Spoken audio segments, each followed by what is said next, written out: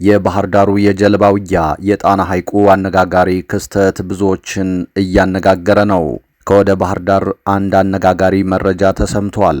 መከላከያና ፋኖ ጣና ሐይቅ ላይ ይዋጣለን ብለው ውጊያ ገጥመዋል የሚል ዘገባ ተሰምቷል። ጉዳዩን አስመልክቶ ከስፍራው የወጡ መረጃዎች መልከ ብዙ ሆነዋል። የመከላከያ ሰራዊቱ በጀልባ ሲንቀሳቀሱ ነበር ባላቸው የፋኖ ኃይሎች ላይ እርምጃ ወሰድኩ ሲል ገልጿል። የፋኖ ኃይሎች በበኩላቸው በመቶዎች የሚቆጠር የመንግስት ኃይል የተደመሰሰበት ውጊያ ነው የተደረገው ብለዋል። ጉዳዩን በማስመልከት ዝርዝር መረጃ ይዘናል፣ ትሰሙታላችሁም። በሌላ በኩል ሌሊቱን በቆቦ በመድፍ የታገዘ ከባድ ውጊያ ተከፍቷል። በአማራ ክልል ሰሜን ወሎ ዞን በምትገኘው የቆቦ ከተማ ዛሬ ከሌሊቱ 9 ሰዓት ከእኩል ገደማ ጀምሮ ሰላሙን ያናጋ ክስተት ከእንቅልፋቸው እንደቀሰቀሳቸው ነዋሪዎች ተናግረዋል። ከከተማው የሚተኮስ የከባድ መሳሪያ ድምፅ ተደጋግሞ እንደተሰማ እነዚህ ነዋሪዎች ተናግረዋል። ዝርዝር ጉዳዩን በተመለከተም መረጃው ደርሶናል፣ ትሰሙታላችሁም። በትግራይ ተቃውሞ ተቀስቅሷል።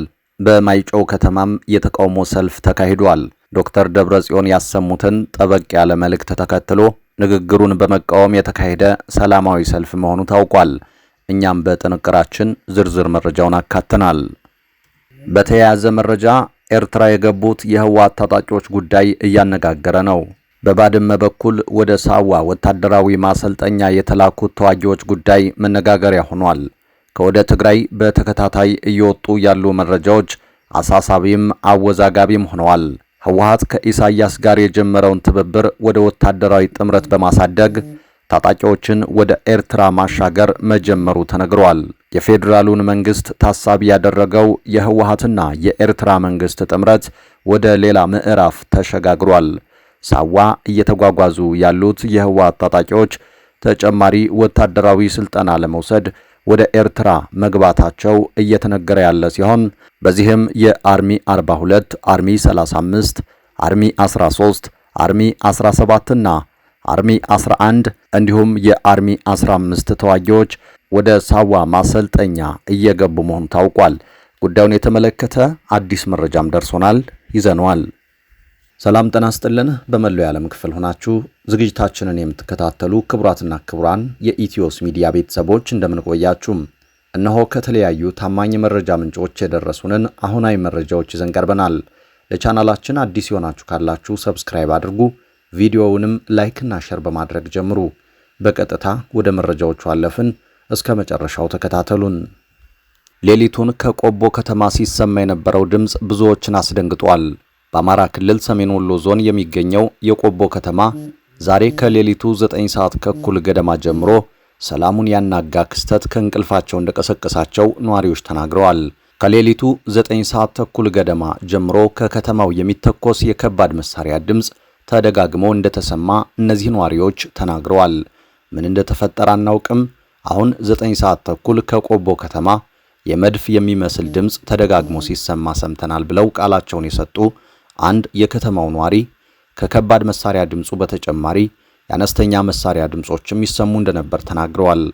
ከዛ በላይ ተከታትሎ የሚያልፈው የመኪና ድምፅ ከእንቅልፍ ቀሰቀሰን፣ የዛሬው ይለያል የሚሉት ሌላ አንድ ነዋሪ የተኩሱ ድምፅ ከከተማው ስለሚነሳ ብዙ ቤተሰብ እንደቀሰቀሰ ተናግረዋል። እንዲህ አይነት ተኩስ በሰሜኑ ጦርነት ወቅት እንጂ በቅርብ ሰምተው እንደማያውቁ የሚናገሩት ነዋሪዎች የዛሬው ሌሊት መሆኑና ከብዙ ጊዜ ወዲህ መሆኑ ብዙ ሰው አስደንግጧል ብለዋል። በሰሜኑ ጦርነት ወቅት ከፍተኛ ጉዳት ካስተናገዱና የበርካታ ሰዎች ሕይወት ከጠፋባቸው ቦታዎች አንዱ የቆቦ አካባቢ መሆኑ ይታወቃል። በሌላ መረጃ የባህር ዳሩ የጀልባ ላይ ውጊያ የጣና ሐይቁ ትንቅንቅ እያነጋገረ ነው። ከወደ ባህር ዳር አንድ አነጋጋሪ መረጃ ተሰምቷል። መከላከያና ፋኖ ጣና ሐይቅ ላይ ይዋጣለን ብለው ውጊያ ገጥመዋል የሚል ዘገባ ተሰምቷል። ጉዳዩን አስመልክቶ ከስፍራው የሚወጡ መረጃዎች መልከ ብዙ ሆነዋል። መከላከያ የጣና ሐይቁን ውጊያ አስመልክቶ ባሰራጨው የጽሑፍ ዘገባም በሐይቁ ላይ ባካሄድኩት ኦፕሬሽን የፋኖ ኃይላትን ደምስሻለሁ ብለዋል። የፋኖ ኃይሎች በበኩላቸው በመቶዎች የሚቆጠር የመንግስት ሰራዊት የተደመሰሰበት ውጊያ ተደረገ ብለዋል። የብልጽግናው መንግስት የፋኖ አመራር የነበሩ ሰው ጭምር እጅ ሰጡኝ ሲል፣ የፋኖ ኃይሎች በበኩላቸው አንድ አደረጃጀት ከተፈጠረ በኋላ በርካታ የመንግስት ኃይሎች እየተቀላቀሉን ነው ሲሉ ይፋ አድርገዋል። በአማራ ክልል የብልጽግናው ሹማምንት እንደሚሉት ፍጹም ሰላም ሳይሆን ሁለቱም ተፋላሚዎች እንደሚገልጹት የውጊያ ሁኔታዎች ናቸው አሁንም እየቀጠሉ የሚገኙት። በሰሜን ወሎ ዞን ቆቦ አባድጎ በተባለ ቦታ በሁለት ፓትሮሎች ሲጓዙ የነበሩ የመንግስት ኃይሎች ላይ የተፈጸመው የደፈጣ ጥቃት ሌላኛው በቅርብ ሰዓታት የተፈጸመ ጥቃት ነው። የፋኖ ኃይሎች ከባድ ውጊያ የተደረገበት ያሉት አካባቢ ደግሞ የማዕከላዊ ጎንደር ሻውራ ቀጠና ነው። ለበርካታ ሰዓታት የፈጀ ያሉትና ከመከላከያ ሰራዊቱ ጋር የተደረገው ውጊያ 3 የመቶ አለቃ ማዕረግ ያላቸው የመከላከያ ሰራዊቱ አዛዦችን ጨምሮ ከ100 በላይ የመንግስት ኃይሎች ተገድለዋል ብለዋል። ስለዚህ ቀጠና ውጊያ የመከላከያ ሰራዊቱ መግለጫ አውጥቷል። በጀልባ ተጭኖ የመጣ የፋኖ ኃይል ጋር የተደረገ ውጊያ ነበር ሲልም የሰራዊቱ መግለጫ አመላክቷል። በሌትናንት ጀነራል ብርሃኑ በቀለ የሚመራው የሰሜን ምዕራብ እዝ ያደረገው ውጊያ ስለመሆኑ ያነሳና ከደቡብ ጎንደር አቅጣጫ ተሰባስቦ በጣና ሐይቅ በጀልባ ተጭኖ ሰሜን ጎጃም አቸፈር አዋሳኝ ማዕከላዊ ጎንደር አለፋ ሻውራ አቻማንጎራ አካባቢ የመጣ ኃይል አህያ ጫንቃ የተባለ ቦታ ላይ ከባድ ውጊያ አድርጌያለሁም ብለዋል። በዚህ ውጊያም 41 ገደልኩ፣ 20 አቆሰልኩ፣ አንድ ሰው ደግሞ ማረኩ ሲል ነው የፊልድ ማርሻል ብርሃኑ ጁላው ተቋም የገለጸው።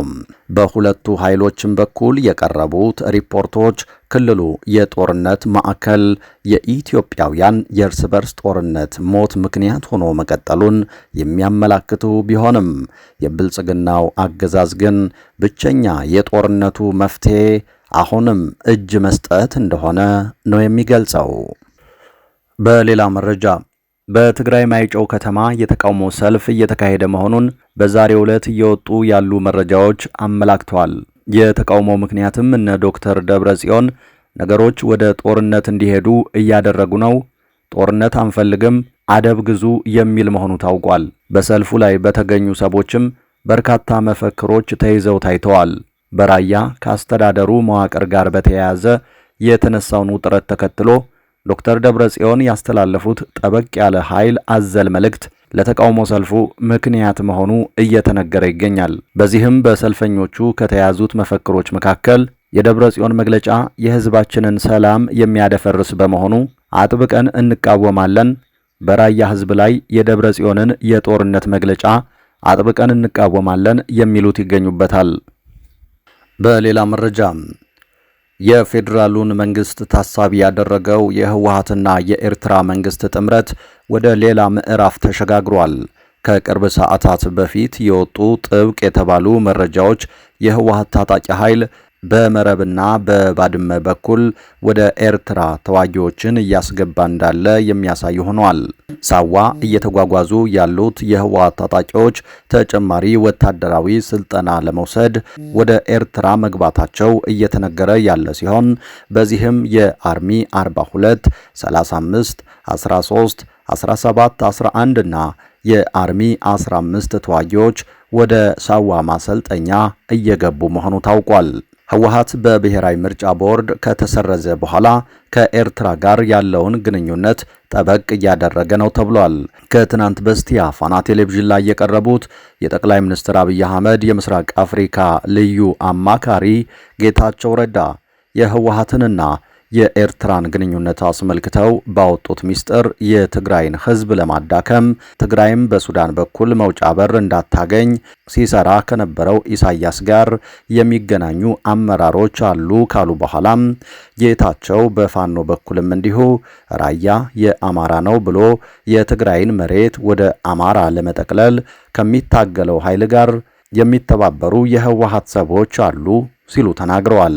እነዚህ የህወሓት አመራሮችና የጦር አዛዦች በዋነኝነት ከኢሳያስና ፋኖ ጋር የሚተባበሩት የፌዴራሉን መንግስት ታሳቢ በማድረግ እንደሆነ ጌታቸው ጠቁመዋል። የኤርትራ መንግስት አንዳንዶቹን የህወሓት አመራሮች በሊስት መዝግቦ በነብስ ጭምር ይፈልጋቸዋል ያሉት አቶ ጌታቸው እነሱ ግን ከዚሁ በትግራይ ህዝብ ጭፍጨፋ ላይ ግንባር ቀደም ሚና ተጫውቶ ቢያንስ ይቅርታን ካልጠየቀ መንግስት ጋር መስራት ይፈልጋሉ ሲሉ ብሶታቸውን አሰምተዋል። እሳቸውም ከዚህ ቀደም ከኤርትራ ባለስልጣናት ጋር ተገናኝተው የነበረ መሆኑን የጠቆሙት አቶ ጌታቸው ባለስልጣናቱ ያለፈውን እርሱት፣ ስለ ወደፊቱ እንነጋገር እንደሚሉም አመላክተዋል።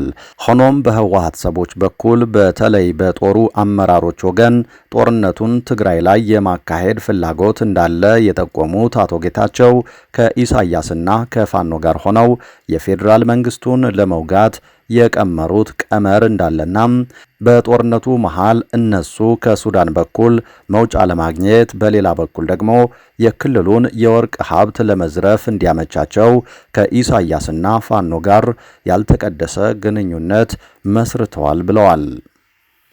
ይህ በእንዲህ እንዳለ የጤና ባለሙያዎች ሙሉ በሙሉ ስራ የማቆም እርምጃ ለመውሰድ ንግግር መጀመራቸው ተሰማ። የጤና ባለሙያዎች ተባብሶ ቀጥሏል ባሉት እስራትና እንግልት ምክንያት ሙሉ በሙሉ ስራ የማቆም እርምጃ ለመውሰድ ንግግር መጀመራቸው ታውቋል። በሀገሪቱ የተለያዩ አካባቢዎች በሰላማዊ መንገድ መብታቸውን ሲጠይቁ የነበሩት እነዚህ የጤና ባለሙያዎች እስራትና እንግልት እየተካሄደባቸው መሆኑን በመግለጽ ይህንን በማስመልከት ከታቀደለት ቀን በፊት ሙሉ በሙሉ ስራ ማቆም ለማወጅ ውይይት እንደጀመሩ ሚዲያችን የደረሰው መረጃ ይጠቁማል።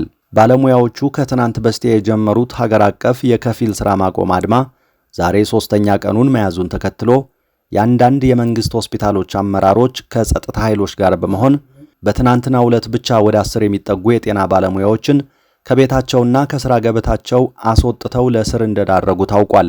ከታሰሩት ባለሙያዎች መካከል ጠቅላላ ሐኪሞች፣ ኢንተርን ሐኪሞች፣ የቀዶ ሕክምና ስፔሻሊስቶችና ሬዚደንቶች፣ ነርሶችና የላቦራቶሪ ባለሙያዎች ይገኙበታል ተብሏል። በተለያዩ ሆስፒታሎች የሥራ ማቆሙን ባላማከለ መልኩ የሆስፒታሉ ሰራተኞች ወደ ሥራ ካልተመለሱ አስተዳደራዊ እርምጃ እንደሚወሰድ የሚይዝት ማስታወቂያ ከአስተዳደር በየግቢው ተለጥፏል ብለው ለሚዲያችን ቃላቸውን የሰጡ የእንቅስቃሴው አስተባባሪዎች የቅዱስ ጳውሎስ ሆስፒታል አስተዳደር በተጠባባቂነት የተያዙ ሐኪሞችን ከዛሬ ጀምሮ የሰው ሀብት ቢሮ በመምጣት እንዲመዘገቡ ማስታወቂያ አውጥቷል ብለዋል። ጠዋት ላይ ዶክተር ደረጀ ዱጉማ ከጥቁር አንበሳ ሆስፒታልና ከቅዱስ ጳውሎስ ሆስፒታል አመራሮች ጋር ተገናኝተው መንግስት ጉዳዩን በተለያዩ መንገዶች እንደሚይዘው ጠቅሰዋል። በዋነኝነትም ስራ እያቆሙ ያሉ ሰራተኞችን ስም ዝርዝር ተቀብሎ በማባረር አስቸኳይ ቅጥር ማድረግና ጥብቅ የሆነ አቴንዳንስ እንዲያዝ፣ ጥያቄዎቹን በተመለከተ በሂደት እንደሚመለስ፣ ከዚህ ባለፈ ተቃውሞ እናደርጋለን የሚሉትን የፖለቲካዊ ጥያቄ በማንሳት መጠቀሚያ ናቸው ብሏል በማለት ምልከታቸውን አጋርተዋል። ጥያቄው የቅንጦት ወይም የስልጣን ወንበርን የመነቅነቅ ጉዳይ እንዳልሆነና ባለሙያው በቂ ክፍያ እየተከፈለው ስራ እንዲሰራና ህዝቡን እንዲያገለግል የመጠየቅ መሆኑን እየገለጸ መብቱን የሚጠይቅ ባለሙያን ማሰርና ማንገላታት ህገ መንግስታዊ አለመሆኑንና ሰብአዊ መብት የሚጋፋ በመሆኑ ሙሉ ለሙሉ ስራ ማቆም ከታቀደለት ቀን በፊት ሊታወጅ እንደሚችል ይገልጻል በማለት አቋማቸውን ለሚዲያ አጋርተዋል። በስራ ማቆም ላይ ያሉ ሆስፒታሎች አለርት ስፔሻላይዝድ ሆስፒታል፣ ቅዱስ ጴጥሮስ ስፔሻላይዝድ ሆስፒታል፣ የካቲት 12 ስፔሻላይዝድ ሆስፒታል፣ ቅዱስ ጳውሎስ ስፔሻላይዝድ ሆስፒታል፣ ንግሥት እሌኒ ስፔሻላይዝድ ሆስፒታል፣ ደብረ ብርሃን ሐኪም ግዛው ስፔሻላይዝድ ሆስፒታል፣ ዲላ ዩኒቨርሲቲ ስፔሻላይዝድ ሆስፒታል፣ አሰላ ስፔሻላይዝድ ሆስፒታል፣ ባህር ዳር ጥበበ ጊዮን ስፔሻላይዝድ ሆስፒታል፣ ሐዋሳ ዩኒቨርሲቲ ስፔሻላይዝድ ሆስፒታል፣ መዳወላቡ ዩኒቨርሲቲ ጎቤ ስፔሻላይዝድ ሆስፒታል፣ ወልቂጤ ዩኒቨርሲቲ ስፔሻላይዝድ ሆስፒታል፣ ሚዛን ቴፒ ስፔሻላይዝድ ሆስፒታል፣ ሚኒሊክ ሆስፒታል የአይን ክፍል፣ ቡታጅራ አጠቃላይ ሆስፒታል፣ አዲስ ዓለም ሆስፒታል፣ ፈለገ ሕይወት ሆስፒታል፣ አክስታ አጠቃላይ ሆስፒታል፣ አዲስ ዘመን ሆስፒታል፣ ዱርቤቴ አንደኛ ደረጃ ሆስፒታል፣ ጀልዱ አንደኛ ደረጃ ሆስፒታል፣ እንጅባራ አጠቃላይ ሆስፒታል፣ ደባርቅ አጠቃላይ ሆስፒታል፣ ጃናሞራ ሆስፒታል፣ ዳባት ሆስፒታል፣ አዳርቃይ ሆስፒታል፣ ደሴ ሆስፒታል፣ መተማ አጠቃላይ ሆስፒታል፣ ጥቁር አንበሳ ስፔሻላይዝድ ሆስፒታል እንዲሁም ጎንደር ዩኒቨርሲቲ ስፔሻላይዝድ ሆስፒታል መሆናቸው ታውቋል። በሌላ በኩል መምህራን ትናንት በመላው አዲስ አበባ በተካሄዱ ስብሰባዎች ላይ ጠበቅ ያሉ ጥያቄዎችን ማንሳታቸው ተነገረ። ከሰሞኑ በሺዎች የሚቆጠሩ የጤና ባለሙያዎች በመላው ሀገሪቱ የመብትና የዳቦ ጥያቄ በማንሳት በመላው ኢትዮጵያ በቅርብ ዓመታት ታይቶ የማይታወቅ የተናበበ እንቅስቃሴ በማድረግ ላይ እንደሚገኙ ይታወቃል። ለመንግስት የሰጡት የ30 ቀን ቀነ ገደብም አብቅቶ የከፊል አድማ እያደረጉ ይገኛሉ። ይህ የጤና ባለሙያዎች እንቅስቃሴ እንደ መምህራን፣ አርሶ አደሮች፣ ነጋዴዎች ወዘተ ባሉ የህብረተሰብ ክፍሎች ዘንድ እንዳይተላለፍ አንዳንድ ጥረቶች እየተደረጉ እንዳሉ ሚዲያችን ያደረጋቸው ዳሰሳዎች ያሳያሉ። ከነዚህም አንዱ በመምህራን ላይ ያተኮረ ሲሆን የአዲስ አበባ ከተማ አስተዳደር ትምህርት ቢሮ በትናንትናው ዕለት የማይቀርበትና አስቸኳይ ያለውን ስብሰባ ከመምህራን ጋር ሲያደርግ ውሏል። እነዚህ ስብሰባዎች ላይ ስልክም ሆነ ምንም አይነት የኤሌክትሮኒክስ መሳሪያዎችን ይዞ መግባት እንደማይቻል በመንግስት ኃላፊዎች ቢገለጽም ሚዲያችን አንዳንድ የድምፅ ቅጂዎችና የጽሑፍ መልእክቶች ደርሰውታል። ስብሰባዎቹን ከተሳተፉ መምህራን ያሰባሰብናቸው መረጃዎች እንደሚጠቁሙት የውይይቱ ርዕስ ትውልድ በመምህር ይቀረጻል፣ ሀገር በትምህርት ይበለጽጋል የሚል ነበር። ለምሳሌ በአንድ የስብሰባ አዳራሽ የተገኙት የአዲስ አበባ ትምህርት ቢሮ ኃላፊው ዶክተር ዘላለም ሙላቱ ባቀረቡት ሰነድ ላይ ብልጽግና በትምህርት ዘርፍ የተሳኩ ጠንካራ ጎኖች እንዳሉት ጠቅሰው እነዚህም የሀገራችንን የፖለቲካ ምህዳር ማስፋት፣ የዜጎችን መብት ማረጋገጥ፣ የፌዴራላዊ ስርዓትን ማጠናከርና የፖለቲካ አካታችነት መፍጠር ናቸው ብለዋል። ዶክተር ዘላለም ያጋጠሙ ችግሮችን ሲያነሱም የፖለቲካ ጽንፈኝነት፣ ካስተሳሰብ ትርክት ይልቅ በነጠላ ትርክት ላይ ማተኮር፣ የነጻነት መብትን ያለ አግባብ መጠቀም የሚሉ እንደነበሩ መምህራን ለሚዲያችን ተናግረዋል። መምህራን በበኩላቸው የደሞዝ ማነስ፣ የቤት ኪራይ ውድነት፣ የኑሮ ውድነት፣ የአስተዳደር ችግር ወይም ቢሮክራሲ፣ የግብር መብዛትና ሌሎች ጥያቄዎችን ማንሳታቸው ታውቋል። በሌላ አንድ ስብሰባ ላይ ደግሞ ማስፈራሪያ ያዘል መልእክቶች ከመንግስት አካላት ሲተላለፉ እንደነበር፣ መንግስትን ለመገዳደር ለሚሹ አካላት መምህራን መጠቀሚያ መሆን እንደሌለባቸውና በተደራጀ ተቃውሞ ላይ ተሳትፈው የሚገኙ አስተዳደራዊ እርምጃ እንደሚወሰድባቸው እንደተነገራቸው ለሚዲያችን ገልጸዋል። ይህ በእንዲህ እንዳለ ስለ ህወሓት መሰረዝ የተቃዋሚ ፓርቲዎች የተለያዩ መግለጫዎችና መረጃዎችን እየሰጡ ነው። የኢትዮጵያ ብሔራዊ ምርጫ ቦርድ ህዝባዊ ወያኔ ሓርነት ትግራይ ህወሓትን ከፖለቲካ ፓርቲነት መሰረዙን በትላንትናው ዕለት ይፋ አድርጓል። ህወሓት ከፓርቲነት የተሰረዘው በ3 ወራት ጊዜ ውስጥ የእርምት እርምጃ እንዲወስድ በቦርዱ የቀረበለትን ጥያቄ ባለመፈጸሙ መሆኑ ተገልጿል። የህወሓትን ከፖለቲካ ፓርቲነት መሰረዝ በተመለከተ የተለያዩ አስተያየቶች በመጋራት ላይ ይገኛሉ። ህወሓት በብሔራዊ ምርጫ ቦርድ መሰረዙ የተነገረው የፌዴራሉ መንግስትና የፓርቲው ግንኙነት ዳግም በሻከረበት የትግራይ ክልል ጊዜያዊ አስተዳደር የቀድሞው ፕሬዝደንትና የአሁኑ የጠቅላይ ሚኒስትር አብይ አህመድ የምስራቅ አፍሪካ አማካሪ አቶ ጌታቸው ረዳ የፓርቲውን አንደኛውን አንጃ ክፉኛ እየተቹና በተለያዩ ወንጀሎች እየከሰሱ ባለበት ወቅት ነው። የአረና ትግራይ ሊቀመንበር አቶ አመዶም ገብረስላሴ የምርጫ ቦርድ ውሳኔ ህገ መንግስታዊ ነው፣ ከፕሪቶሪያ የሰላም ስምምነት ጋር አያይዞ ማንሳት አይገባም ባይ ናቸው። አቶ አምዶም ህወሓት ከታጣቂነት ወደ ህገ መንግስታዊ ፓርቲነት መመለስ እንደነበረበት በማንሳት በሂደቱ ላይ ይህንን ማሳካት እንዳልቻለ ገልጸዋል። የህወሓት ጉዳይም በህገ መንግስቱ መሰረት የተዳኘ በመሆኑ ህጋዊ ያደርገዋል ሲሉ የአረና ትግራይ ሊቀመንበሩ አመልክተዋል። በሌላ በኩል ፖለቲከኛውና የአሲምባ ዲሞክራሲያዊ ፓርቲ መሪ አቶ ዶሪ አስገዶም ትግራይ ከፌዴራሉ መንግስት ጋር የሚያገናኝ ብቸኛ ህጋዊ መንገድ የፕሪቶሪያ ውል ነው፣ ይህንን የፈረመው ደግሞ ህወሓት በመሆኑ የምርጫ ቦርድ ውሳኔ በአዎንታዊ የሚታይ አይደለም ሲሉ ገልጸዋል።